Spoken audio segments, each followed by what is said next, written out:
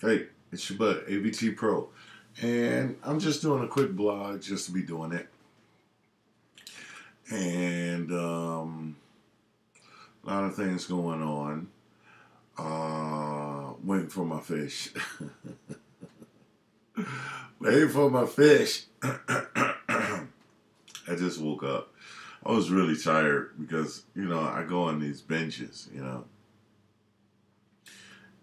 I'm at it for a couple of days. And especially when I'm excited about a project, you know, uh, I go for a while. And what I've been excited about lately is cage modeling, and so hard body surface modeling.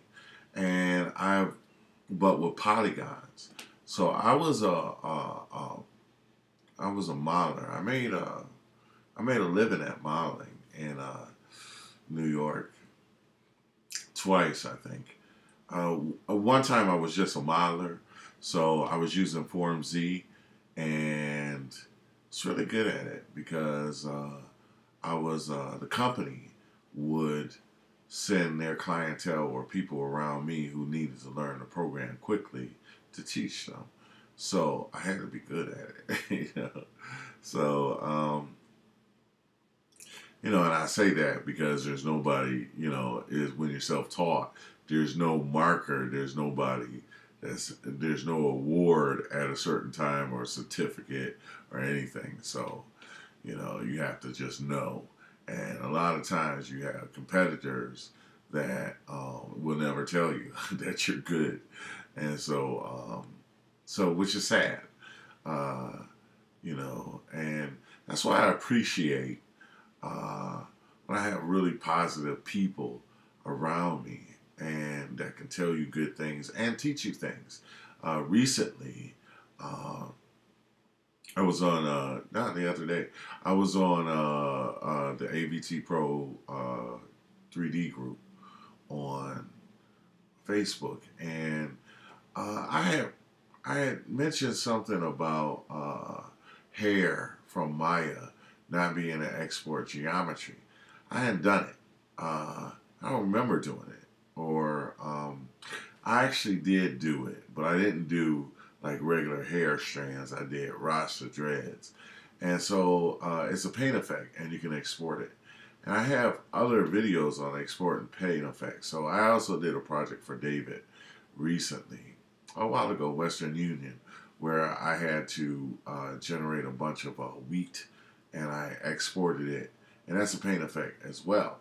And so I was very aware of it, but I don't know why or how. I forgot. So I mentioned that um, that you couldn't do it.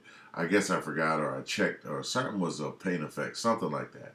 And we're talking about a porcupine, and especially the one I did for Puma, which was successful. I had to do it by myself because of I don't know, I forgot. Yeah, but I did that by myself, and I had to render it in Maya as well. So I don't consider myself a renderer. So I do these different things because I need them at the time, and then but it's not like a full study or work flow with it. It's just that I get it done. And so, or I get to it, sometimes you have to crash to it. And many times, if you haven't done it before, it's really by the grace of God that I get through it. Especially, when you're supposed to focus on that, you just generally have that. And when you're on a project, it could be, it could be really tough. Uh, because you have deadlines and stuff. So, anyway, what I was really thinking, what I was saying is that it's really, really helpful when I was wrong about this, and so you can export it, even though I had done it. I guess I forgot, and so my buddies corrected me, and it's a wonderful thing when you can have that, and when you can have somebody. Now, I just recently lost a book, and one of my biggest gripes, I misplaced this book. I'm looking for this robot book because I'm doing higher body surface modeling, And like I said, I did organics for a long time. Y'all remember when I was studying ZBrush. And that was the first time I was doing that. I'm looking at that stuff and I was like, I could not do that in ZBrush, the human forms, about 2 years ago or 3 years ago. My first one was with the ZBrush contest. Yes, I'm still here. I'm still at it. And so I've done several of them, a couple of them, a few of them, faces and bodies since then. But it's just basically study. And some, I had to do cloth, and that was a commission work. And so after that, I pretty much got my modeling down. But, you know, I hadn't learned, while I was doing that, I did some, because I also did some, again, some hard body surface modeling and polygonal modeling. But I didn't really delve into it. It wasn't really a true study. So I finally got back to the point where I'm doing one. And my point of this, of saying all this, is that you know, it's wonderful when you can have people around you to correct you or show you. And so I'm not such a top-end professional that I can't be shown or I don't know something new or I can't be taught something or I know it all. I'm farthest from that. You know, a lot of this stuff is new. And one of the reasons why I came back to Buffalo is to learn this stuff. Because I knew, one thing I did know, is that I had to learn it. And, you know, for my artistic creation. So like I say, you know, you don't often have people who are willing to correct you or are willing to acknowledge some of the accomplishments you made. And so my point about that is that, you know, I was actually also looking at a book while looking for this robot book. I came across this old 1997 digital magic book. And it was like some of the first faces when they started doing faces. And back then in 1997, to see a face done in 3D graphics was just amazing. And so I looked at the article and I saw where they had poly modeling and a hard body surface modeling with polys. Now, I've never really been fond of it because, like I said, I used to use Form Z and it's a very controlled surface. The edges are really tight. And a lot of the 3D that I saw with poly modeling, I didn't compare to that because it just didn't have those edges or the controlled surfaces, which you don't have, which you can do that with that type of modeling. And so you have to be very careful to make sure that it has that type of precision. It's not really precision or accuracy, but has the look of that kind of. And so if a lot of people, if they haven't done that controlled modeling, they don't know the difference. So I'm bringing, so a lot of the cars that they did at the time with that kind of control, with that kind of freeform poly modeling, weren't sharp or crisp, and so it bothered me. So I didn't really care for the modeling, that type of modeling. But that's not the point I'm making. Point is that I wasn't even familiar with it. And when I looked at this article, and one of my biggest gripes, I'm like, why didn't somebody tell me? You know, there was one guy who tried to tell me, but he couldn't show me. And I'm looking at this article, and I'm looking at when they started producing this stuff.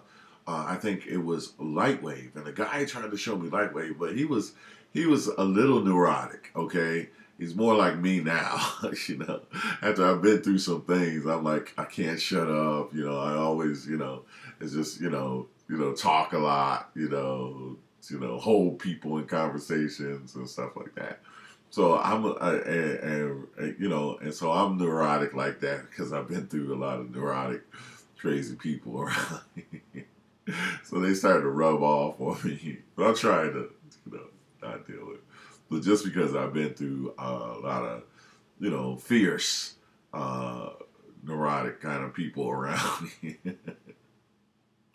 Anyway, so I'm trying to purge myself of that. But anyway, this guy used to talk so much, and he couldn't show me, and so I didn't get it. So this was 1997. I was in the business. This guy is literally showing me this stuff, and he showed me Lightwave. I loaded Lightwave up on like a Quadra, 840 AV Quadra, right? or it might have been a Power PC. The first one, it's like 8100. And I was looking at some of those models and how much I was into uh, just the design of the computer. That was like really important to me. Like that, I had the kind of Mac that had the shelf, the bend in the front, and then had the keyboard that matched the bend. That was like really important to me. And I think about it now, like how that's so irrelevant and unimportant. You know, design is very important. It was the attractiveness of it that got me in. But that's my point. Is that I just didn't know about certain things, and so that's one of my favorite phrase. IDK what IDK. I don't know what I don't know. So so obviously I knew about the hair, and because I had done it, but there's times that I have not known about stuff and I missed it. And it's like I missed it, and it was like a real thing that you had to know that would have been influential in your career. Well, fortunately, even though I didn't learn it in 1997, and I'm looking at this article in this magazine that clearly shows, how Lightwave and another one, Nietzscheman. So there's this guy from this user group at New York, the New York user group, and this was when I was just going there and learning it just like everybody else. And he was proficient at it. He was using Nietzscheman, which I think was Mariah. I think it was Mariah, and then it turned into Wings 3D, and that's why I always still have an affection for it. But that type of poly modeling, and I think Mayrate.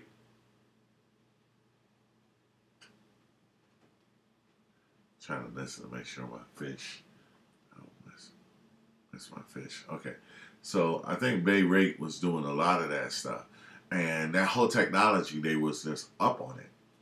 And so it's good that I'm realizing this, because it gives me that sense of I don't know, or keeping humble.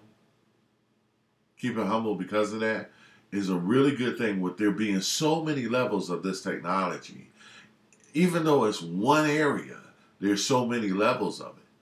And like I was listening to Tyler Perry, and I wish I could get the whole Tom Joyner interview, but I saw something he posted on Facebook. Focus on one thing, but this is all one part of one thing. You have to model, you have to design it, you have to rig it, you have to animate it. You don't have to do it. You can focus on just modeling, but you'll never get to the creative level that you or control that you have. So this was anyway, this was part of this one thing. So even this guy, he came and he was doing these very organic shapes. I was like, how could you do that?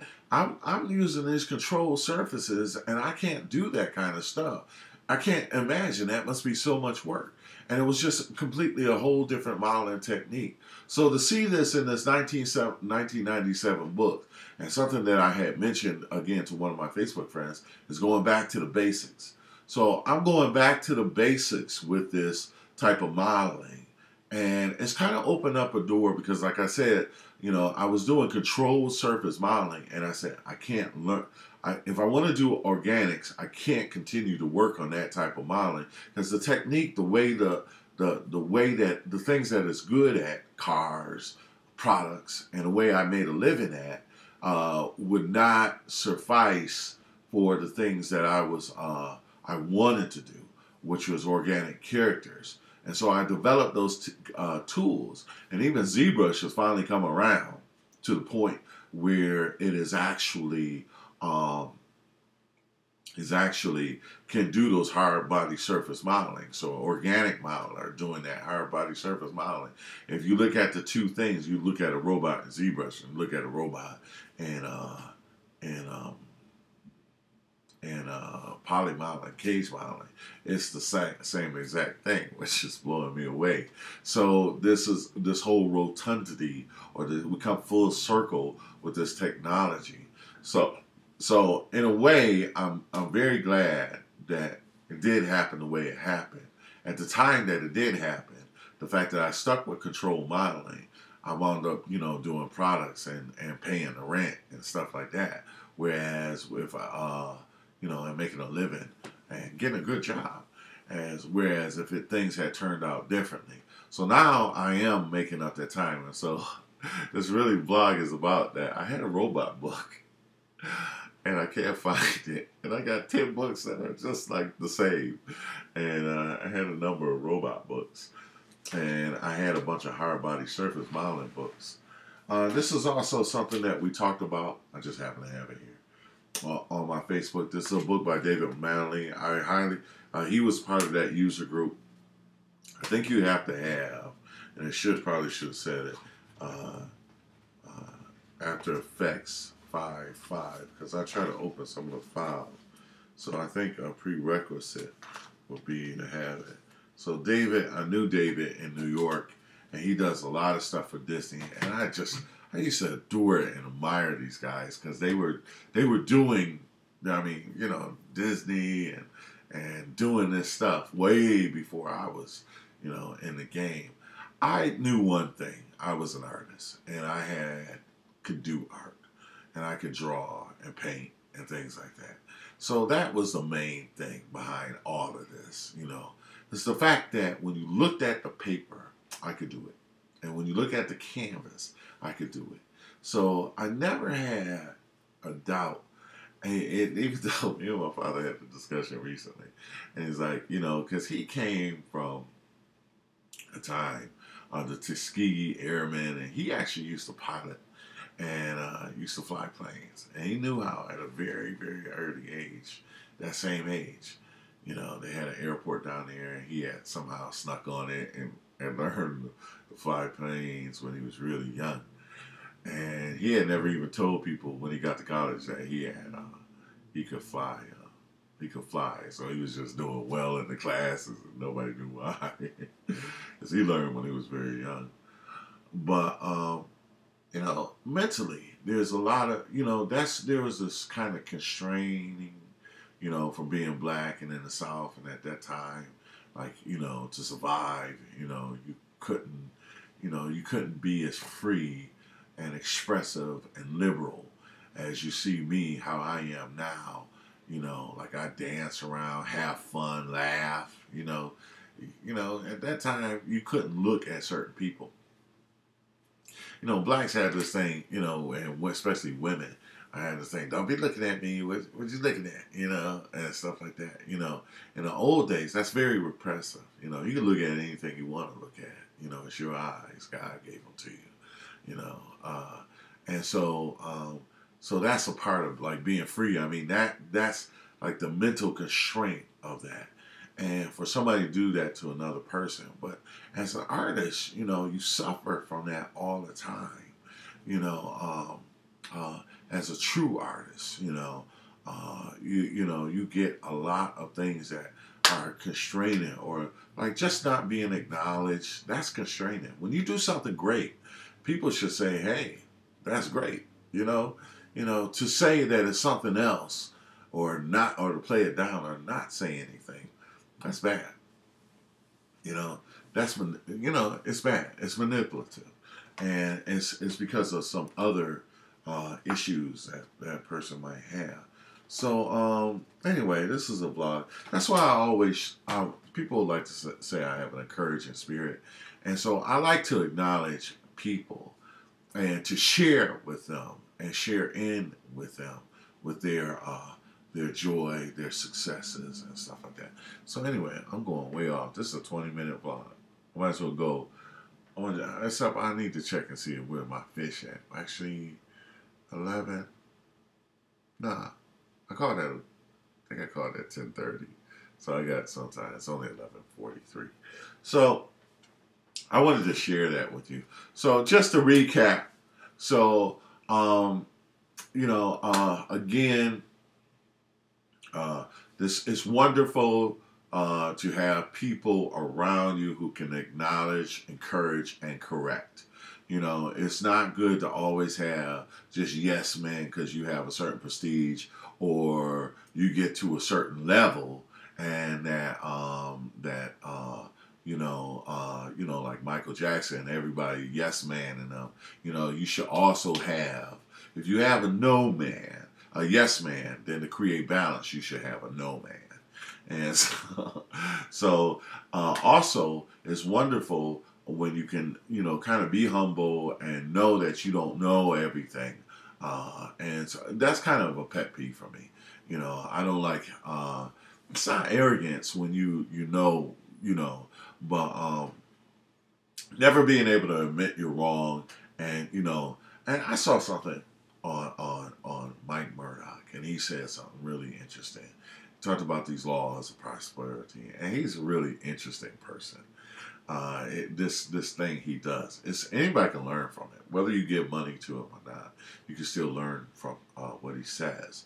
And he said, a protege, he says, an apprentice wants to know how you do what you do, but a protege wants to know the heart of how you operate. So that's why I talk about these kind of things, these invisible, non-tangible, more than what's on the paper, but just the heart of some of these things. And some people can't learn more because they think they know it all. And I won't mention any names. I mean, around me, but a lot of arrogant people, and nobody is willing to come down or be humble, or everybody's trying to push themselves up now, especially with here it is. Bye. I hear it. Fish.